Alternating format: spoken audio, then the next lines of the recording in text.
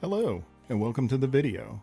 Today I wanted to try out a new method that I recently saw on C-Top Tabletop's channel. He showed this new technique that I've never seen before, and once I saw his results I was like, oh man, I gotta give this a try.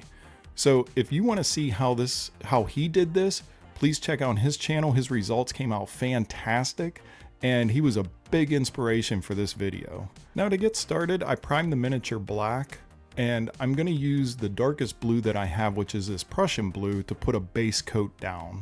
And I'm using this Captain America miniature from Marvel Crisis Protocol because I thought that this method would look really cool on him. Now of course this technique you could use on any miniature and see how it would come out for you. But I think you're gonna be like me and be really surprised at the end result on this. Now I'm putting down this base blue because I'm hoping that with this method, it's gonna actually show some of this dark blue underneath. Like some of this is gonna come through on the white sections and maybe even a little bit in the red. Okay, now once that's dry, we can start the technique. And what this is you just wanna paint little slashes with the next lightest color on top of the base. And you're not painting it solid or anything like that. You're not trying to do full coverage, but you just want to make little slash marks with your paintbrush. And for me, I actually wanted some of the color underneath to show through, so I made sure to leave just tiny little bits of the base showing through here. But you're just gonna go through and just put little slashes over all of the parts that you want. For instance, though, I did leave the underneath of his legs where the darkest shadows would be. I didn't paint on there as I wanted that part to be really dark. All right, and now we're moving on to our next lighter blue. And with this, I'm painting even less of the slashes here, as this is more of a highlight. And I really want those dark colors to show through. And I was super surprised at, as I was doing these slashes on it, a lot of the miniature's sculpt came through on its own. I didn't have to be very careful. Like all of the muscles, you could see the indents for them and everything. I was really surprised at how easy this was and how good it was starting to look. It might be because this is a comic book character and these lines kind of gave it a rougher look, maybe almost like you would find on a comic book page. But I was really excited to see what the end result of this is going to be. And as I said, one of the best things about starting this channel has been doing these new techniques and really pushing myself to try different things, because it's so easy to get burned out on just painting the same method over and over. You paint miniatures, but you're painting them the same way. It's very easy to get burned out. And I think that trying these new techniques has really reignited my passion for miniature painting. These Marvel Crisis Protocol miniatures are fantastic for trying new methods out because they don't necessarily come all in one squad. I don't feel like it hurts doing these guys in different ways as it would, say, like a uniformed Warhammer army where you want all of your units to kind of be very similar. I like trying out the different techniques on these guys here because it just gives each one of them a unique look. I then came in with this ghost gray and just did some light highlighting on top of the blue. And I'm just putting in a few slashes here and there where the light would be the brightest. I have to say that the blue right now looks a little too light overall, but you'll see in the end result, it all sort of calmed down and came together. It's really weird how it looks super light here, but then it kind of mellows out and darkens by the time I'm finished. All right, now we're ready to move on to the red.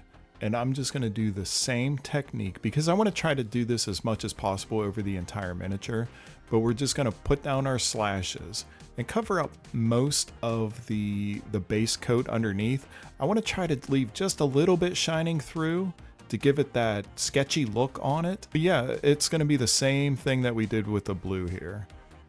And I'm kind of curious if you guys know of any other techniques that you'd like to see me try. Please leave them in the comments. I'm always looking for new, as I said before, I'm always looking for new techniques and new ways of trying different things. So I'd be really interested to hear if you guys knew of anything that I haven't tried yet. And if you are not much of a painter, but you still would like to leave a comment, go ahead and let me know what your favorite Marvel superhero is. I might have it in my Marvel Crisis Protocol pile left to paint, and if enough people say the same character, I'm happy to pull that character out and paint it up. I also wanted to take a minute to say if you'd like to support the channel, I recently became an Amazon affiliate, and the links are in the description, but there you can find most of the products that I use or that I'm reviewing at the time.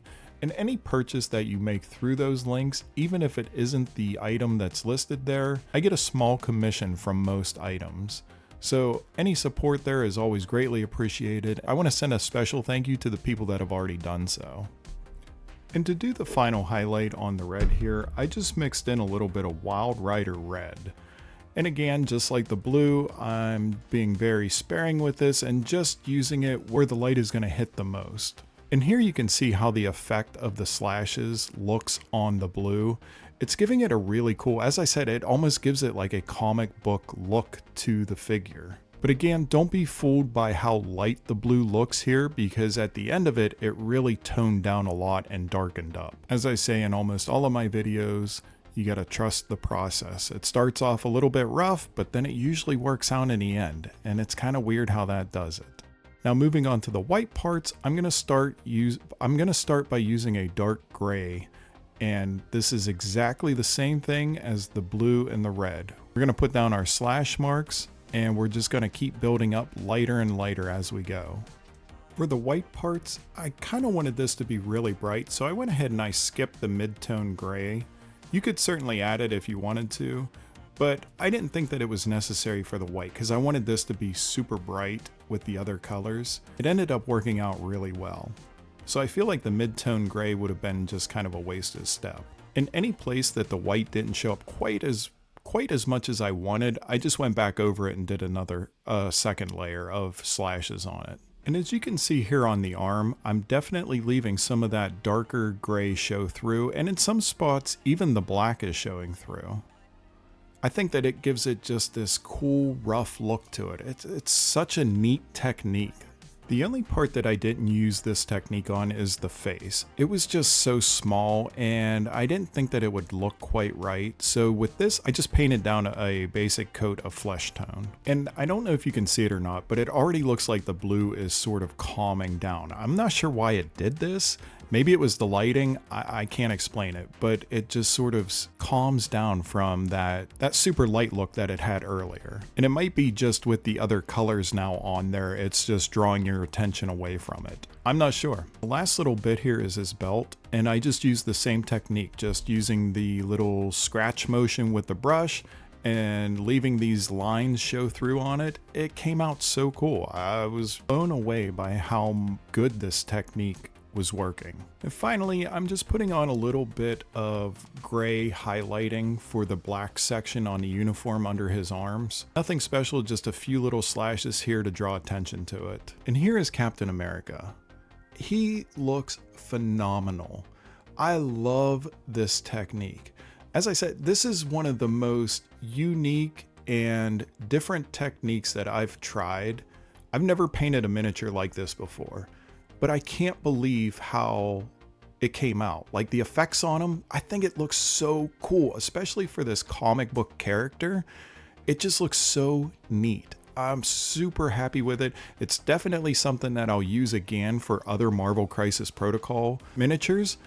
But I can understand if you wanted a special character for a unit, or maybe you just want your units to stand out and be a little bit different from everybody else's. It gives it such a cool effect. My mind is officially blown on this one. And again, I want to thank C-Top Tabletop for posting the original video that was the inspiration for this one. I would have never thought of doing something like this had I not watched his video. So if you get a chance, go over there, check out his video. His results are fantastic, and he's a lot of fun to watch. So yeah, here's Captain America. I put him down with some of the other characters that I've painted up. As you can see, he fits in. He's a little bit different, but not enough where it's gonna matter. I don't know what else to say about it, besides I'm so happy that I gave this a shot. And it's definitely something that I'm gonna use again. So with that, I wanna say thanks for watching. I hope that you enjoyed watching me paint a little bit. And I hope that this video inspired you to get some of your miniatures painted. Maybe try a different technique once in a while. So, as always, I hope to see you in the next one, and I will talk to you later. Bye.